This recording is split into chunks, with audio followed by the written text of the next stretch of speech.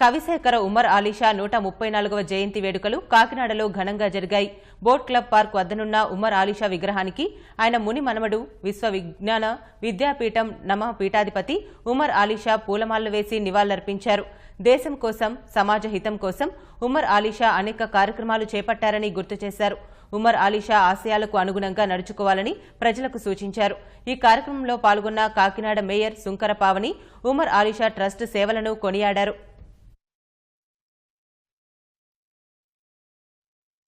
గానే పరిమళించును అన్నట్లుగా ఆధ్యాత్మిక గ్రంథాలు ఎన్నో రాశారు. వాటితో పాటు సాహిత్య సాంఘిక సంస్కరణలు తెలియజేసేటువంటి అనేక గ్రంథాల ద్వారా సమాజంలో ఎంతో స్ఫూర్తిని తీసుకురావడమే కాకుండా 1934 సంవత్సరం నుండి 1945 సంవత్సరం వరకు 10 సంవత్సరాల పాటు భారత శాసనసభకు ఎన్నికై ఆయన అనేక సాంఘిక సంస్కరణల గురించి, భారతదేశం సమైక్యత గురించి, ఈ సమభావంతో ఉండేటువంటి అనేక కార్యక్రమాలపై ప్రభుత్వం ముందు ఉంచడం జరిగింది.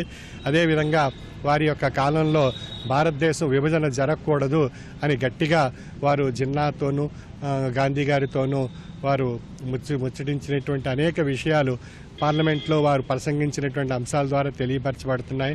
మరి వారి కాలంలో ఆ యొక్క విభజన జరగకుండా ఉన్నట్లయితే ఈనాడు ప్రపంచంలో మరి భారతదేశం ఒక అమోఘమైనటువంటి ప్రముఖ స్థానాన్ని అలంకరించేది. ఒక ప్రముఖ రాజకీయవేత్తగానే కాదు, స్వాతంత్ర సమరయోధినిగా మరి మన భారతదేశ అభివృద్ధికి ఎంతో కృషి చేసిన వ్యక్తి.